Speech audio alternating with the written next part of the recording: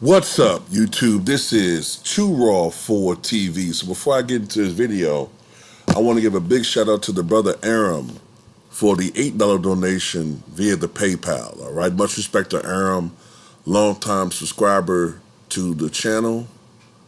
Much respect to him for supporting me on Too Raw for TV, as well as Too Raw for Sports. He is proof that even if we don't agree on certain things, and of course, I don't think me and him agree on much things politically, but we still can respect each other enough to respect the opinions of each other, to see where we're coming from, and to still have many things in common: a share of history, a love of history, and a love of sports. So much respect to Aaron for showing love to the channel. Want to talk about DJ for a second, Dennis Johnson. I think I've talked about him recently. I know when it was. It was when Chris Broussard dissed DJ, calling him not a real Hall of Famer. I was like, are you kidding me? And that just goes to show you that sometimes people look at numbers too much, all right? There's a difference between Dennis Johnson and Derek Fisher. Derek Fisher was a great role player. Dennis Johnson played a role on the Boston Celtics, but he sacrificed his game for that role. But he proved that he was a all-star, if not superstar, in his days with the Seattle Supersonics, where he won a championship and a Finals MVP, and his days with the Phoenix Suns, when briefly the Phoenix Suns were, in the early 80s, a contender in the Western Conference against Showtime Lakers. Early in his career, Dennis Johnson was more of a slashing guard. Was never noted for having a jump shot, really. Was never a threat as far as his shooting, but he was known for his ability his speed, his strength, his ability to get to the basket, and his defensive prowess. All right.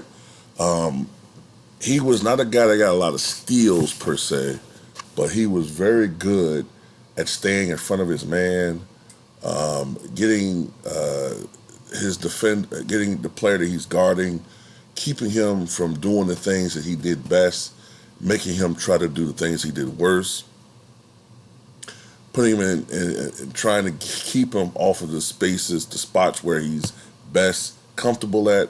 He was a cerebral basketball player. All right.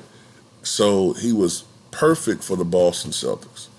The reason why Boston got him is because, as great as those teams were in the early 80s, and they did win a championship in 81, they really got DJ because Boston struggled against the Sixers. In particular, they struggled against the Sixers because they had no answer for Andrew Toney. None.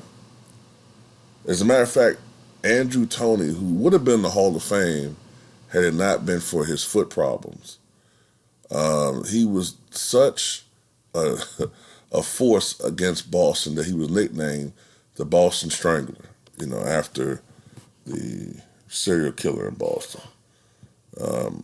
It was because of that. That's one of the main reasons they got DJ. And look, Larry Bird said it all. He said his favorite teammate ever was Dennis Johnson. Ever. And he's played with some guys who were considered greater, whether you're talking about Robert Parrish or Kevin McHale, but he said Dennis Johnson was the consummate teammate. He was unselfish. He didn't care about numbers. And he sacrificed his numbers when he went to Boston and played a role. And he played that role superbly. Now, look, does this mean that every time DJ got on the court, he shut his man down? When you're playing against great players, they're going to have great moments. Yeah, it was DJ that was guarding Michael for the most part when he had 63. But we're talking about Michael fucking Jordan, all right? Jordan also dropped 54 against Michael Cooper. So at the end of the day, you're not going to stop a great player. Michael's had some big games against Sidney Moncrief. So You can't count that. But it was the thing about DJ was he was a clutch defender, and for a guy who was not noted for having a jumper, a consistent great jumper, he could be a clutch offensive performer. And that's what I remember most about DJ. Fan favorite, uh, professional, hard worker, hard nosed player. And it was a sad, sad day in the NBA. I believe it was back in February 2006 when DJ suffered that heart attack and died.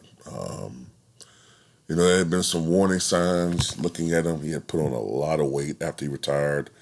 He was about maybe 200, 205 when he played. Later on, he kind of put on some weight, got up to 250. Then by 2003, 2004, he was 300 plus pounds. Now look, some people have the frame to support that weight. Look, John Goodman for most of his life had been 300, 400 pounds, and he carried it very well into his 60s. Now, he's lost a lot of weight since then, but some people can support that weight. Orson Welles lived for decades being obese. Some people, they can't. Some people's bodies are not meant to carry that much weight through genetics or just whatever. And DJ, lost his life way too soon at the age of 52. But DJ is one of the great players of his generation.